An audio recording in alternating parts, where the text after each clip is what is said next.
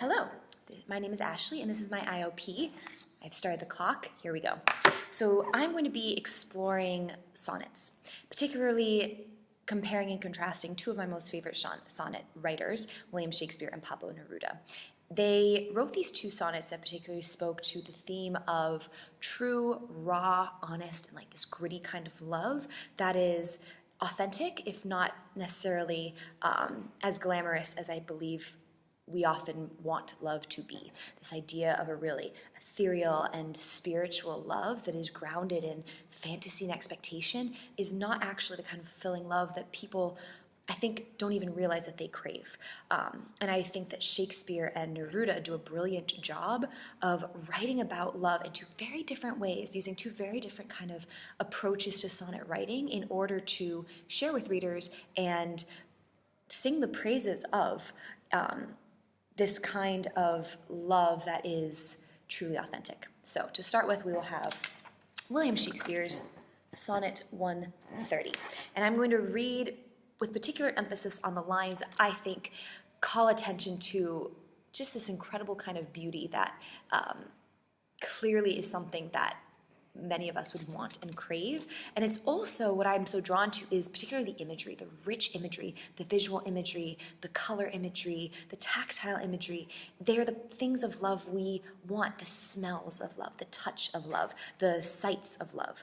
And I think by choosing his images very carefully in these metaphors, Shakespeare kind of reminds us of what it is that makes us fall in love from a physiological perspective, as well as one from a more spiritual and emotional perspective. So, my mistress' eyes are nothing like the sun being a common metaphor for light and illumination and greatness and power. Coral is far more red than her lips read. I often wonder, had Shakespeare even seen coral? How would he have seen coral? London was a merchant kind of hub, so most likely someone could have been trading in coral, but to know the red and the depth of coral, and it's also an interesting idea too, this color of coral, because it's not quite this pure red, this seductive, almost blood red. It's very soft red, very feminine, very sexual as well. I digress. If snow be white, why then her breasts are dun. If hairs be wire, why then black wires grow on her head. I have seen roses damasked red and white, but no such roses see I in her cheeks. And in some perfumes is there more delight than in the breath that from my mistress reeks. I love to hear her speak, yet well I know that music hath a far more pleasing sound. I grant I never saw a goddess grow. My mistress, when she walks, treads on the ground.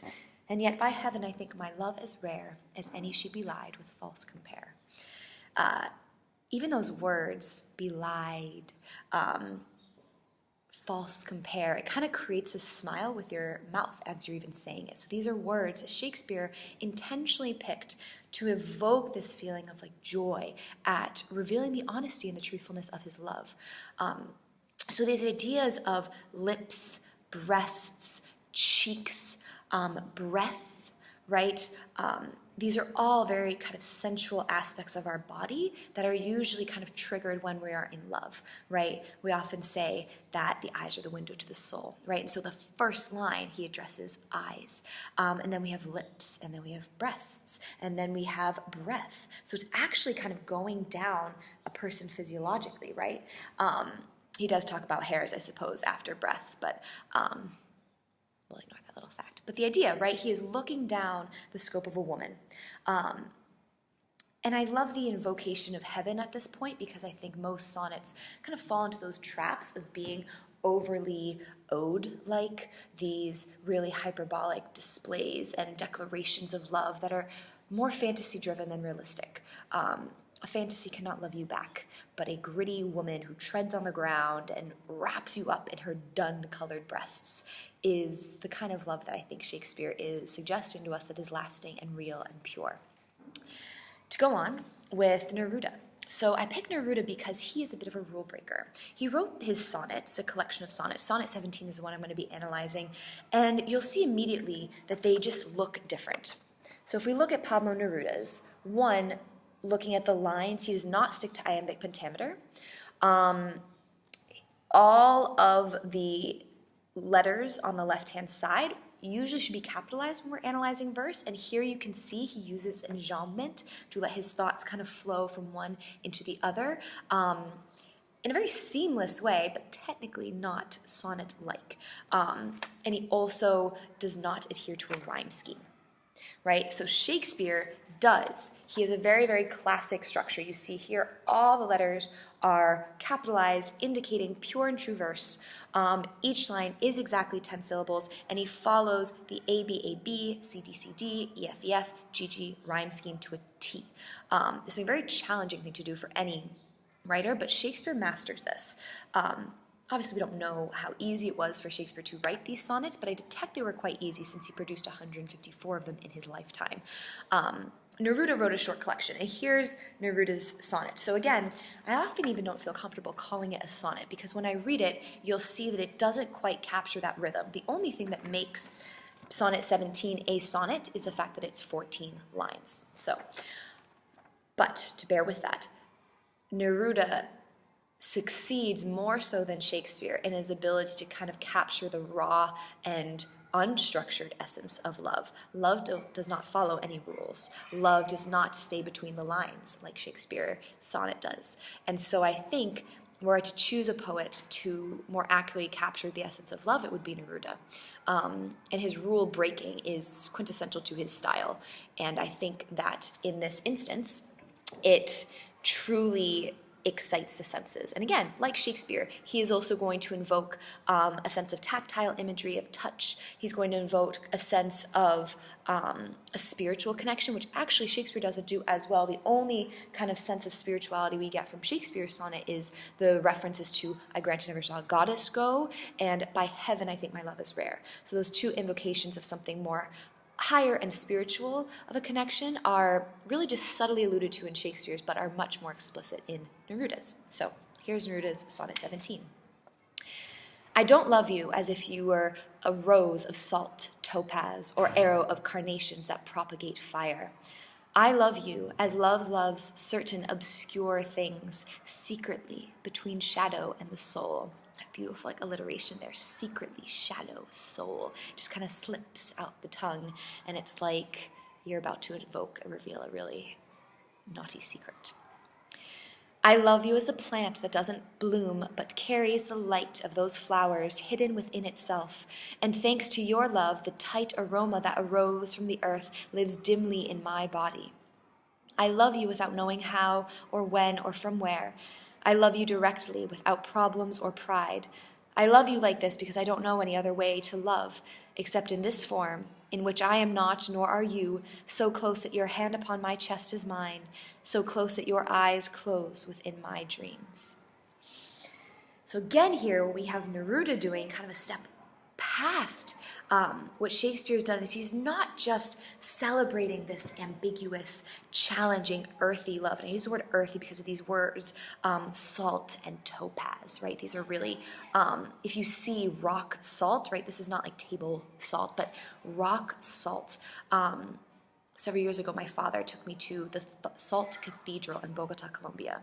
And it is a cathedral built thousands of meters underground for the miners, the salt miners, and you just see these chunks of salt, and they are earthy and grainy and deep and rich. And when you think about love, you think about that kind of deep and earthy and grainy aspect of nourishment, really. And salt is, I'd have to look up to see whether or not it's necessarily a relevant nutrient, but salt is a key part and component of our diets, right?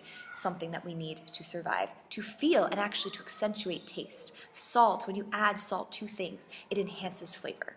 I'm not saying that Neruda was necessarily saying that his love is enhanced by salt, but it provides that same kind of, again, groundedness and truth and authenticity that makes his love so exceptional. He too, like Shakespeare, so I'm just putting the poems side by side. He too, like Shakespeare, roots his love in the body. So again, Shakespeare talks about mistress's eyes, her lips, her breasts, her hair, her cheeks, the smell of her, her breath, the way she walks, right? So very physically rooted. Neruda begins like that, but in a lot more of a subtle way. So I love you as if you were a rose of salt and topaz. So he is making a metaphor of his love as a rock. Again, that could be seen as rather uninspiring, but I think in this instance it's actually very truthful, it's very honest. And again, it's kind of going with that groundedness of what it is to love. And then he talks about the shadow, and he talks about the soul, right? These are things we cannot see, but we know we have. The soul may be a little bit more tricky to prove, but we know that we have shadows, right? And that shadows are a reflection of ourselves. Souls, right, are told to be reflections of our spirits, and true studies are not consistent regarding whether or not we do have souls, but I think that most people, poets for sure, would agree that there is something that makes us more than just flesh and blood. We are more than the sum. We are greater than the sum of our parts. To conclude this analysis, I have written a sonnet to marry these two styles together, to show the ways in which I think you can adhere to form and structure. So I constrained myself by using the Shakespearean sonnet style I wrote in iambic pentameter. I had the ABAB, CDCD, EFEF, GG rhyme scheme. However, I challenged myself to try and use Neruda's words. I didn't copy him per se, but he writes like how I feel, right? I do see my loves as grounding to me. I am a fire sign. I'm Aries, right? I'm hot and fiery, and I yell, and I am emotional, and I can often be very, very wild. And I look for people in my life who will provide me with that sense of grounding. So, with a person I would deeply care about, as I fantasize, I'm fantasizing about a kind of love that is grounding to me. But I also am a realist, and I realize that not all loves are perfect. So my sonnet explores a love that is very tactile, right? So it's very rooted in that sense of touch and physicality, but there's also kind of this mental and emotional fear is actually the real theme I'm exploring in this kind of love that is so grounded and so raw and so real that I strive to immortalize. And I even stole a little bit from Neruda with regards to immortalizing my love in his words. Shakespeare actually does this in another sonnet as well. In Sonnet 73, he talks about immortalizing his love in black ink. Mine is in graphite pencil, though, a little less romantic. Okay, here's my sonnet. I sit and stare at you each day and night, wondering all the while what you are thinking, striving diligently with all my might to see in analog our two hearts linking. Breath into breath and hand in hand we lie, wrapped in each other's arms like baby birds. Waiting for the moment, the call to fly, I close my eyes and struggle to find the words. You are slowly becoming everything, my world, my breath, my insecurities. Last night in the heat you took off my ring, my heart fluttered with possibilities. And yet that fear persists all the damn time. So I shall immortalize us in rhyme. So again, what you see there is you see me playing with more colloquial language. I borrowed a lot of that idea of breath. Breath to me is just so key. It's so key to our life. But it's also so key to the way we love and the way we fear and the way we express ourselves, right? When we are short of breath, that can often be as a result of fear. It can be a result of excitement. We talk about love taking our breath away. So that was really what the three poems had in common that I made my poem fit with the other two. Shakespeare talks about breath. Neruda talks about breath. And that, to me, was really what grounded the experience of what it is to love authentically. In conclusion, I found the writing of my sonnet rather difficult. I hated being constrained by the 10 syllables, and I hated being constrained by the rhyme. So as such, I feel like my poem is somewhat forced. I like to believe that I'm an authentic and a real and a true person, but I found that writing in the constraints of a rigid sonnet form like Shakespeare did really prevented me from truly expressing myself authentically. So with that, it gives me a far deeper appreciation for Shakespeare. His poems we all talk about as being so high level and high language, but they are also so true and get to the core of what it is to love. So as I depart, I hope that you all leave with this a sense of wonderment and an appreciation for breath and an appreciation for kind of the artistry of sonnet writing. 14 minutes.